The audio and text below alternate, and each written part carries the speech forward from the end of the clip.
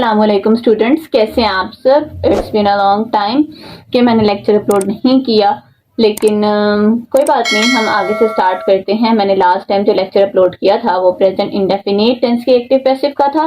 उसका लिंक मैं डिस्क्रिप्शन में डाल दूंगी, जाके वो देख लें जिन्होंने नहीं देखा। और आज हमारा है प्रेजेंट कॉन्टिन्यूस टेंस के एक्टिव और पैसिव का, ठीक है, कि इसके पैसिव कैसे बनते हैं, पैटर्न क्या होता है, हम उसको डिस्कस करेंगे। ठीक है, अब देखें, स्टार्ट करते हैं विदाउट टाइम वेस्टिंग। ठीक है, प्रेजेंट कॉन्टिन्यूस टेंस, एक चीज तो मैंने आपको पहले ही बता दी है कि पैसिव में किसी भी टेंस की आपने पैसिव बनाने हैं तो वर्ब की थर्ड फॉर्म आनी है। ये तो बिल्कुल क्लियर है ना, इससे तो हमें साफ पता चल जाएगा कि ये पैसिव है। अब हर एक टेंस के लिए जो पैटर्न है वो थोड़ा बहुत यानी कि स्लाइटली डिफरेंट है। किस तरह से देखें, अब जो हमारे पास प्रेजेंट कॉन्टिन्यूस टेंस होता है ना, आपको पता है कि एक्टिव में तो उसके साथ आईएनजी आ रहा है, जाहिर सी बात है। पैसिव में भी कोई इस तरह का पैटर्न चाहिए तो हम क्या ऐड कर देते हैं, उसमें बीइंग ऐड कर देते हैं। वर्ब की तो फॉर्म थर्ड ही रहती है, लेकिन फिर हमें कैसे पता चलेगा कि ये कॉन्टिन्यूस का है, काम हो रहा है, उसके लिए हम ऐड कर देते हैं बीइंग। ठीक है, क्लियर हो गया। बी का मतलब होता है होना, तो बीइंग का मतलब हुआ हो रहा है। सही है। अच्छा, अब इसके पैटर्न की बात करते हैं। ये तो आप सबको ही पता है कि इसमें हमारे पास पैसिव में सब्जेक्ट ऑब्जेक्ट बन जाता है और ऑब्जेक्ट सब्जेक्ट बन जाता है। बाय की भी एडिशन लाजमी है, वर्ब की थर्ड फॉर्म भी आनी है। फिर ऑब्जेक्ट के अकॉर्डिंग हमारे पास नहीं, बल्कि टेंस के अकॉर्डिंग हमारे पास हेल्पिंग वर्ब्स आते हैं।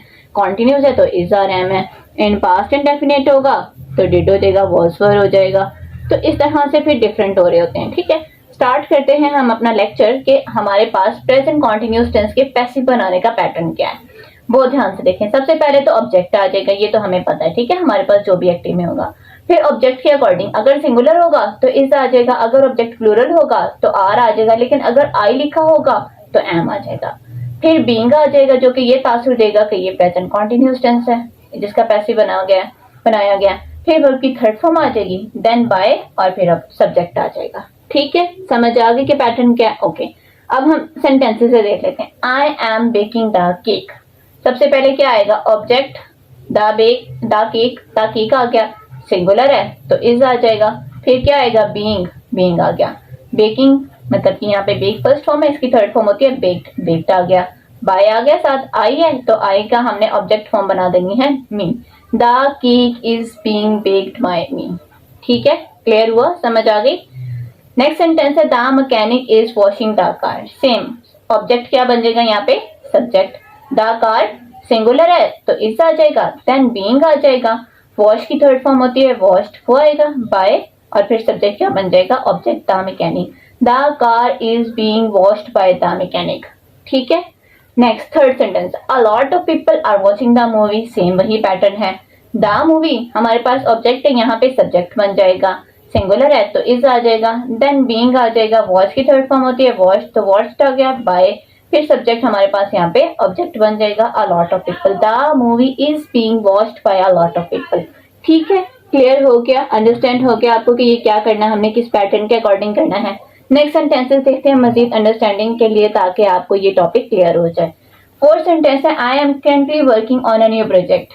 वेरी सिंपल, सबसे पहले आ जाएगा अ न्यू प्रोजेक्ट। अब यहाँ पे थोड़ी बहुत जो है ना, हमारे पास एडवर्ब को प्लेस करने में मुश्किल आ सकती है कि इसे कहाँ प्लेस करना है। देखें कैसे प्लेस करेंगे इसे। आ न्यू प्रोजेक्ट आ गया, सिंगुलर है तो इज आ गया। अब हमने बीइंग से पहले और हेल्पिंग वर्ब के बाद एडवर्ब ऐड कर देना है, currently. A new project is currently, then आ जाएगा बीइंग। ठीक है, फिर वर्ब की third form worked on, working on है ना, तो वर्कड ऑन, क्योंकि हमारे पास वर्ब के बाद क्या आती है, कोई भी प्रेपोजिशन आती है, तो वर्ब की थर्ड फॉर्म लगाने के बाद प्रेपोजिशन आ गई। वर्कड ऑन बाय ऑब्जेक्ट, यहाँ पे सब्जेक्ट हमारे पास ऑब्जेक्ट बन जाएगा बाय मी। ठीक है, समझ आ गया कि हमारे पास एडवर्ब कहाँ पे आना है, हेल्पिंग वर्ब के बाद और बीइंग से पहले।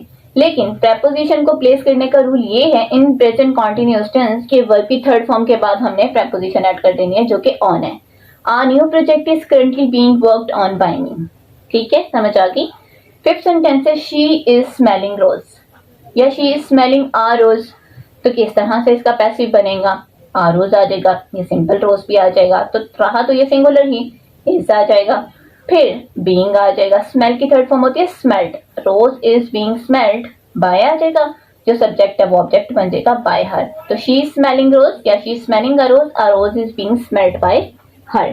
तो ये हमारे पास 5 सेंटेंसेस है। मैं कुछ और सेंटेंसेस भी आपको बताती हूँ ताकि ये मजीद क्लियर हो जाए। तो नेक्स्ट हम 2 मोर सेंटेंसेस देख लेते हैं ताकि मजीद क्लियर हो जाए। देखें, the farmer is borrowing money from the bank. एक तो आपको मैंने पहले ही टेंसेस में बता दिया हुआ है कि हमें कैसे पता चलता है कौन सा टेंस कंटिन्यूस है, कौन सा इंडेफिनिट है, प्रेजेंट कॉन्टिन्यूस है, पास्ट कॉन्टिन्यूस है, सब मैंने बताया है। तो वो आप जाके मेरे पिछले लेक्चर देख लें, ठीक है। लेकिन मजीद आपको थोड़ा बहुत क्लियर कर देती हूँ कि इसमें हमारे पास हेल्पिंग वर्ब इज और एम होता है, वर्ब की फर्स्ट फॉर्म के साथ आईएनजी लगा होता है। तो ये हमारे पास प्रेजेंट कॉन्टिन्यूस टेंस की मेन निशानी होती है। अब देखिए, the farmer is borrowing money from the bank. अब देखिए यहाँ पे ऑब्जेक्ट किया है, फ्रॉम द बैंक। तो हमारे पास क्या है, ये हमारे पास है ऑब्जेक्ट नहीं है, ये प्रेपोजिशन है। उससे पहले मनी है हमारे पास जो कि एक्चुअल ऑब्जेक्ट है, वर्ब के बाद ऑब्जेक्ट है। तो हम पहले क्या रखेंगे, मनी रख देंगे। मनी सिंगुलर है तो इज आ जाएगा। इज के बाद बीइंग, बोरो की थर्ड फॉर्म होती है borrowed. Money is being borrowed.